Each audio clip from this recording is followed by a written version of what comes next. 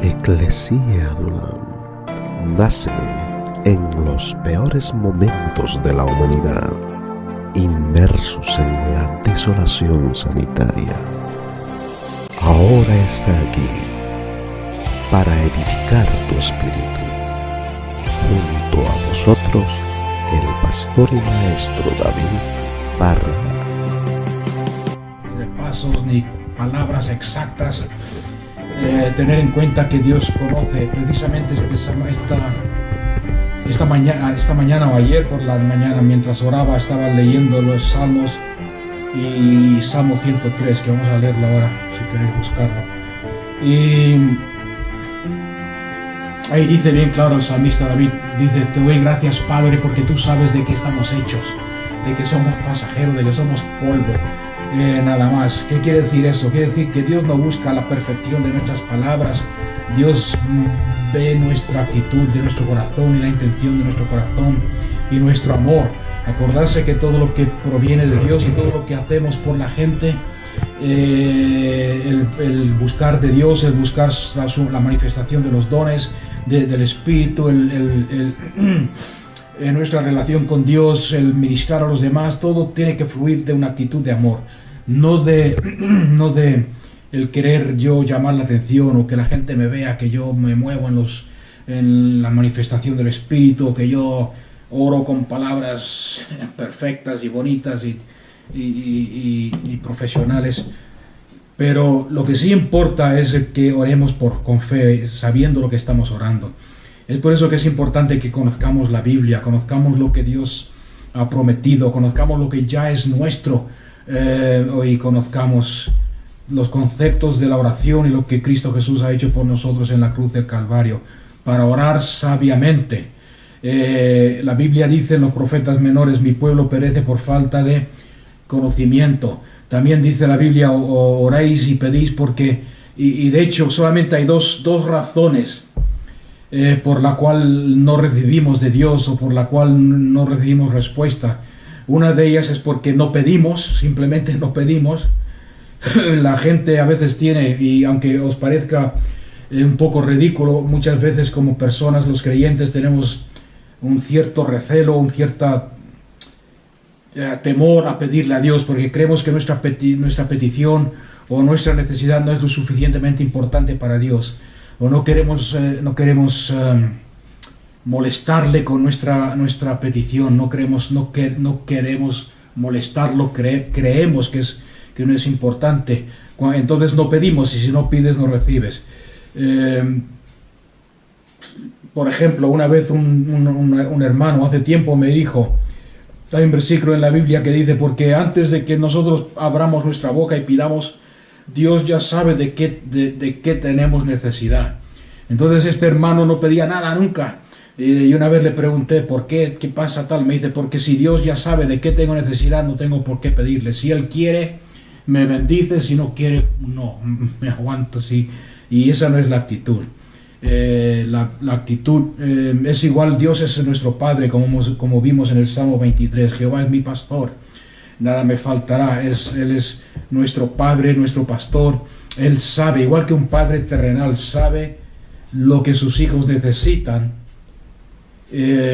Como padres nos gusta que nuestros hijos tengan la confianza de venir y que nos pidan y nos digan: quiero esto, quiero lo otro, quiero un chocolate, quiero un helado, quiero que me lleves a la tienda, quiero, ¿me entendéis o no? Que nos pidan. Y es lo mismo con Dios. Y la segunda razón es porque pedimos, como dice Santiago 4, del 1 al 4. Ya que estamos ahí, vamos a leerlo y después nos vamos al Salmo. En Santiago 4, del 1 al 4, dice: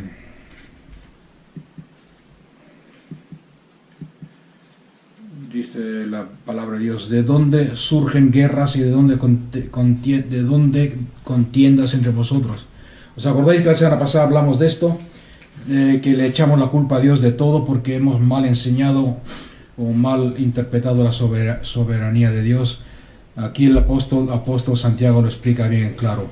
¿De dónde surgen las guerras? ¿Es Dios el que lo permite? ¿Es Dios el que la manda? No. ¿De dónde surgen las guerras?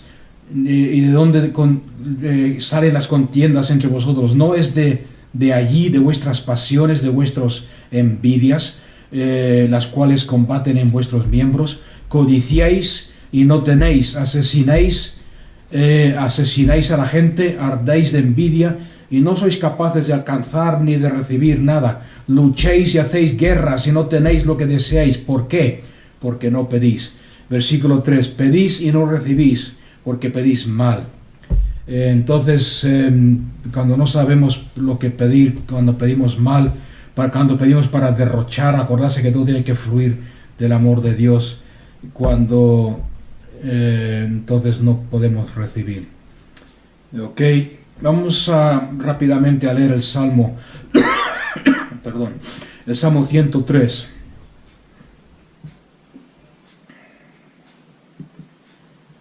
No sé si lo habéis encontrado en vuestras Biblias. Salmo 103 es un salmo poderoso. Y esta es una forma muy importante de orar y de hacer oración. Tener en cuenta que la oración es un conversar con Dios, es una comunicación con Dios. ¿Cómo empieza el salmista David su oración? Empieza recordando las maravillas de Dios y glorificando a Dios. Y dice aquí, se habla a sí mismo. No sé cuántos hacéis esto. Yo lo hago a menudo. A veces me juzgan mal porque hablo solo. Pero yo me hablo a mí mismo. No es una señal de locura. Hay otras señales peores que esta. Pero dice la Biblia, David se habla a sí mismo. Dice, bendice alma mía al Señor. Y bendiga todo mi ser su santo nombre. Bendecir quiere decir bien decir, es una palabra compuesta, decir bien, hablar bien de Cristo, hablar bien de Dios, hablar bien del nombre de Dios. Bendice alma mía al Señor y no olvides, fijarse bien lo que dice, no olvides ninguno de sus beneficios, de sus promesas. Él es quien, y empieza aquí a mencionar cuáles son los beneficios de Dios. Él es quien perdona todas tus iniquidades, el que sana todas tus enfermedades, el que rescata del hoyo tu vida, el que te corona de favores y misericordia, el que sacia con bien tus deseos, tus anhelos, para que rejuvenezcas como el águila. El Señor es el que hace justicia y derecho a todos los oprimidos. Dio a conocer sus caminos a Moisés y a los hijos de Israel sus proezas. O sea que aquí vemos la diferencia entre tener una relación con Dios y simplemente conocer a Dios. Aquel que tiene una relación con Dios conoce los caminos de Dios, conoce los planes de Dios. Mientras que aquellos que no tienen esa relación íntima con Dios solamente ven las obras de Dios. Pero no saben el porqué de las obras, ni el cómo, ni el porqué. Entonces hay un versículo ahí. Misericordioso y clemente es el Señor, lento para la ira y grande en misericordia. No contenderá para siempre, ni para siempre estará enojado. No ha hecho, fijarse en el 10, esto es otro que tenemos que señalar. No ha hecho con nosotros conforme a lo que nosotros nos merecíamos. No ha hecho con nosotros conforme a nuestros pecados, ni nos ha retribuido conforme a nuestras iniquidades. ¿Por qué no? Porque Isaías 53 dice que él cargó con la culpa de nuestra iniquidad y fue castigado por nuestra iniquidad. O sea que lo que nosotros nos merecíamos era la muerte. La paga del pecado es la muerte. La retribución de nuestra iniquidad es la consecuencia de la iniquidad. Lo que hay, muchos van por ahí diciendo lo que uno siembra, eso cosecha. Sin embargo, aquí la Biblia dice que Dios no nos ha hecho conforme a lo que nosotros nos merecíamos, ni nos ha retribuido conforme a nuestras iniquidades, sino que ha hecho con nosotros conforme a lo que Cristo Jesús, su Hijo, se merecía, y nos ha retribuido conforme a la santidad y a la justicia de su Hijo Jesús. ¿Veis la diferencia? Y todo esto es la oración.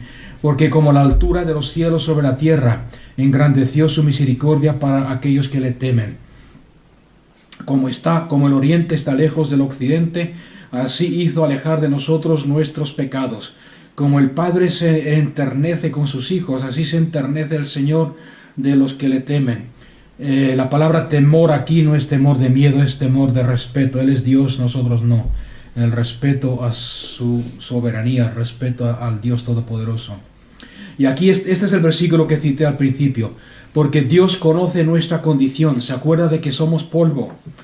En otras palabras, se acuerda de que somos débiles, somos polvo. El hombre como la hierba son sus días, florece como la flor del campo, que el viento la roza y ya no existe. Pero la misericordia del Señor es desde la eternidad hasta la eternidad sobre aquellos que lo reverencian, y su justicia sobre los hijos de los hijos.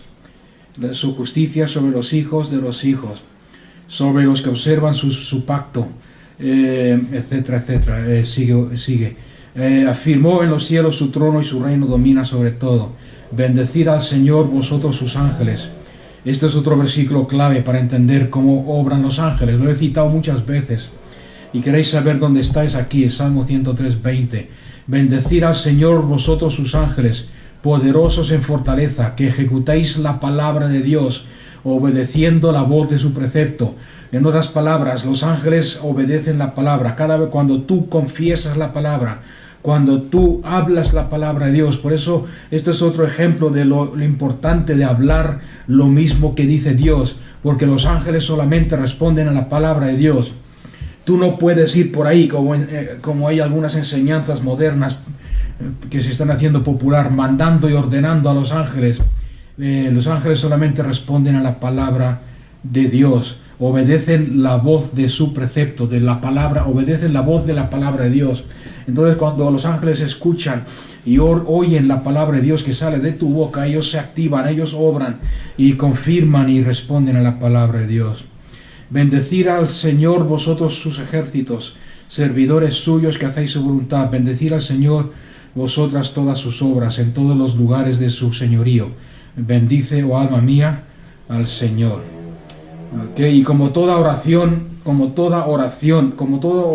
que se hace basándose en la palabra de Dios, esta la podemos aplicar a nuestra vida. Bendice, alma mía, al Señor, y bendice todo mi ser su santo nombre. Bendice, alma mía, al Señor, y no olvides ninguno de sus beneficios. Y empezamos a darle gracias, a alabarle. Padre, te doy gracias por aquella vez, Señor, que tú me libraste del pecado, por aquella vez que me libraste de las malas decisiones que tomé en mi vida, Señor, por las veces que me has sanado de mis enfermedades. Yo te alabo y te glorifico, te doy gracias porque tú eres mi proveedor, Señor, y sin, Señor, pedirle nada a nadie, Señor, tú nos estás dando lo que necesitamos y estás proveyendo, Padre, y te doy gloria por eso, Padre.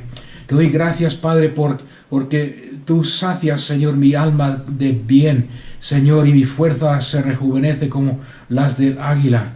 Padre, yo te doy gracias, Señor, porque tu justicia no solamente cae sobre mí, sino como dice tu palabra, viene sobre los hijos de mis hijos, Padre Santo.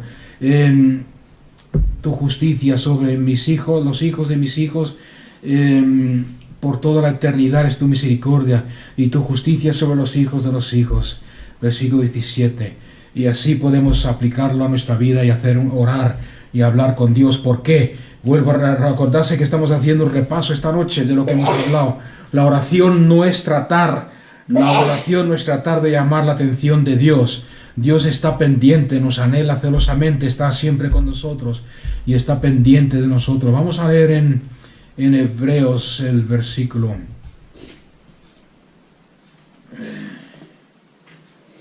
Un momento. ¿Cómo se busca Hebreos aquí?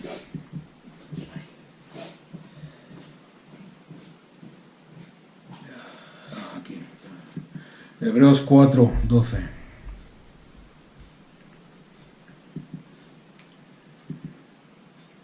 Porque la palabra de Dios es viva y eficaz y más cortante que toda espada de dos filos, y penetra hasta dividir el alma y el espíritu, y hasta las coyunturas y los téutanos, y es capaz de discernir los pensamientos y las intenciones del corazón. Y no hay, dice el versículo 13, no hay criatura escondida en su presencia. Antes bien, todas las cosas están desnudas y expuestas a los ojos de aquel a quien tenemos que dar cuenta. Por tanto, teniendo un gran sumo sacerdote que ha pasado a través de los cielos, Jesús el Hijo de Dios, aferrémonos a nuestra confesión, porque no tenemos un sumo sacerdote que no pueda compadecerse de nuestras debilidades, sino uno que ha sido probado en todo según nuestra semejanza, pero sin pecado. Acerquémonos pues con confianza al trono de la gracia, para que obtengamos misericordia y hallemos gracia para el oportuno socorro en medio de las circunstancias donde estamos.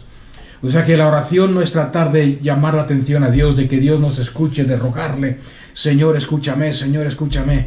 Él está atento, Él nos está invitando, es al revés, Él nos invita a que entremos en confianza, con confianza al trono de la gracia de Dios, para obtener misericordia y hallar gracia para el oportuno socorro. Tenemos un sumo sacerdote que toma nuestra confesión, lo que sale de nuestra boca, y la ofrece a Dios en oración. ¿Os acordáis que la semana pasada dije que el cristianismo verdadero es una religión? Y aunque no me gusta usar esa palabra religión porque trae malas connotaciones, no sé si eso es español o no, pero suena bien y me habéis entendido, ¿no?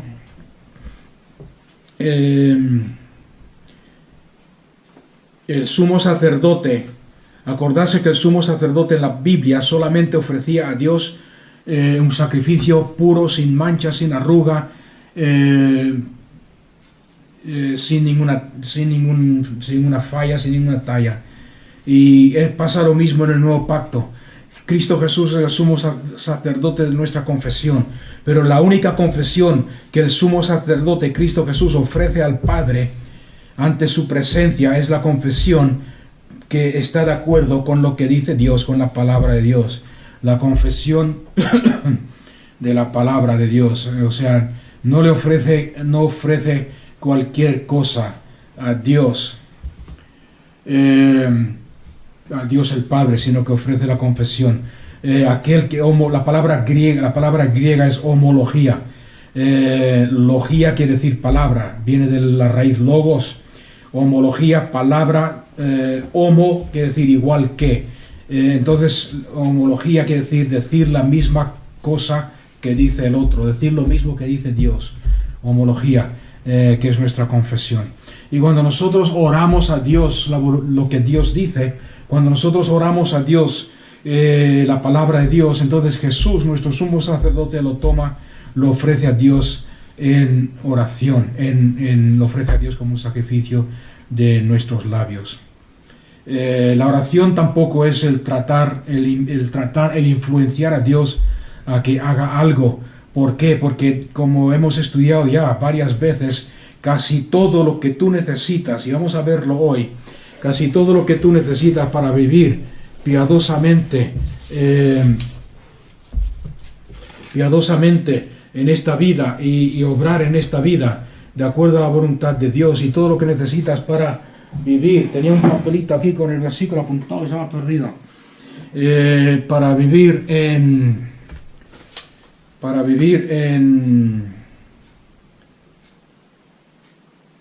la vida que estamos viviendo, ya ha sido dada por Dios. Eso podéis buscarlo en 2 de Pedro 1:3, si alguien quiere confirmación.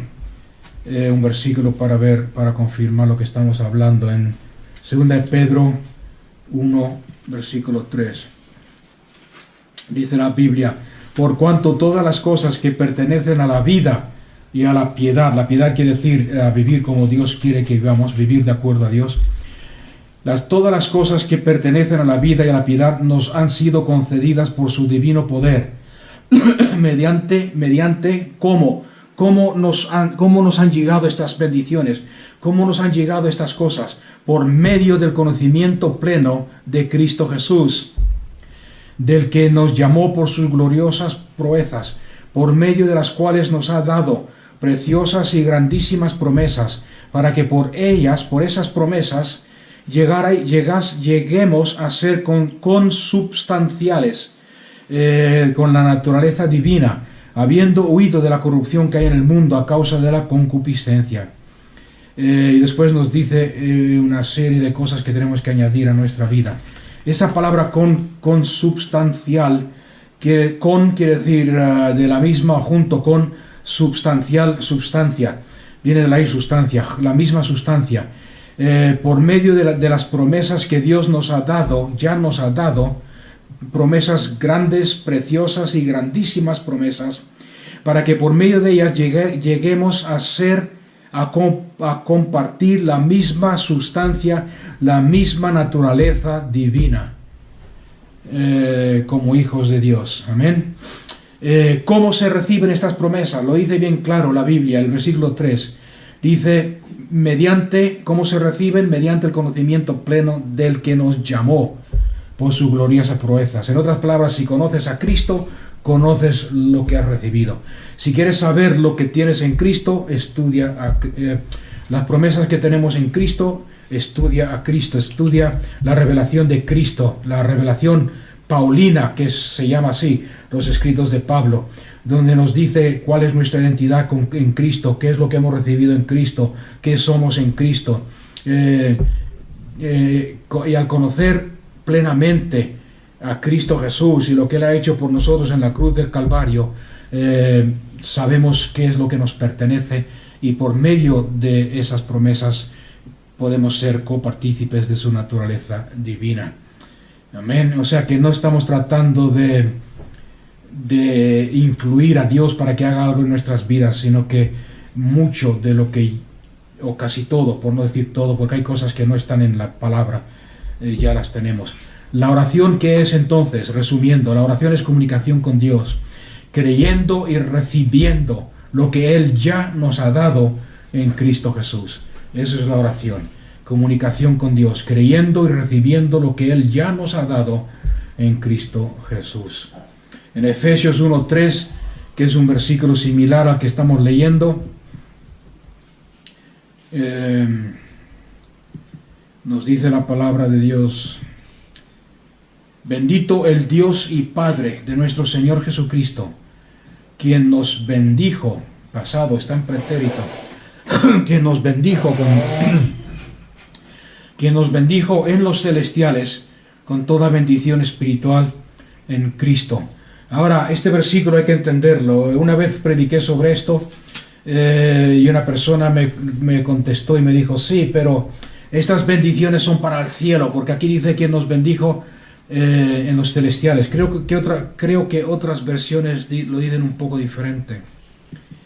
Bendito el Dios y Padre de nuestro Señor Jesucristo, que nos ha bendecido con toda bendición espiritual en los celestiales en Cristo. En los celestiales en Cristo. Y esta persona dijo, sí, pero eso es cuando estemos en el cielo, cuando estemos en el cielo, porque son bendiciones que nos están esperando en el cielo.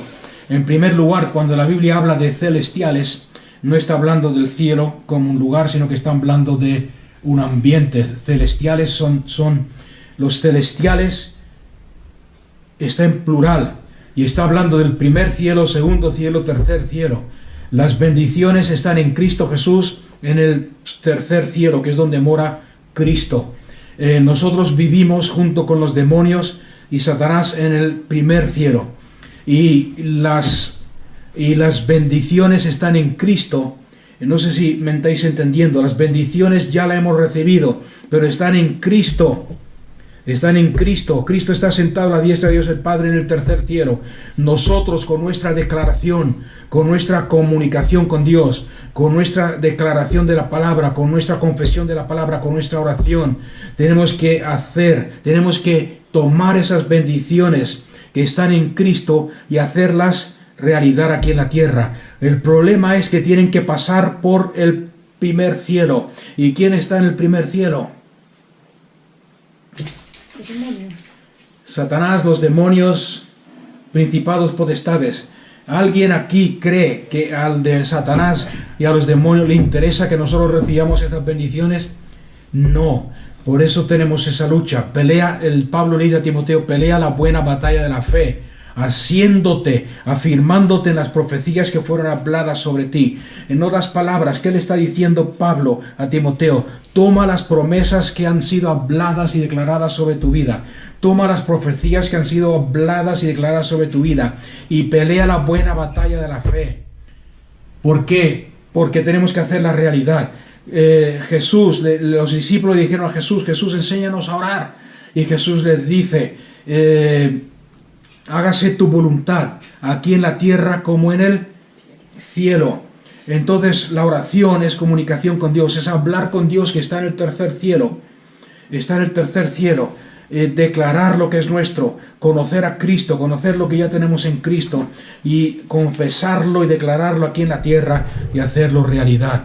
Ejemplos de esto son el ejemplo de Daniel cuando oró por la liberación de su pueblo, y estaba leyendo el profeta Jeremías, y el profeta Jeremías dice que después de 70 años mi pueblo será liberado. Fue una profecía dada por Dios a Jeremías. Estarán 70 años en cautiverio, después de los 70 años volverán a la tierra prometida, edificarán, etcétera, etcétera. Daniel se puso a sacar cuentas y se dio cuenta que habían pasado más de 70 años y el pueblo seguía en esclavitud, seguía en esclavitud, en destierro.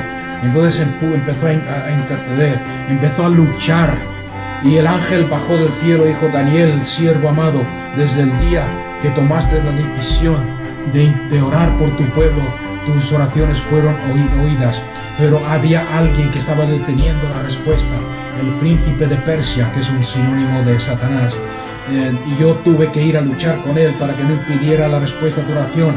Y vino el otro ángel, el arcángel Miguel, creo que es el arcángel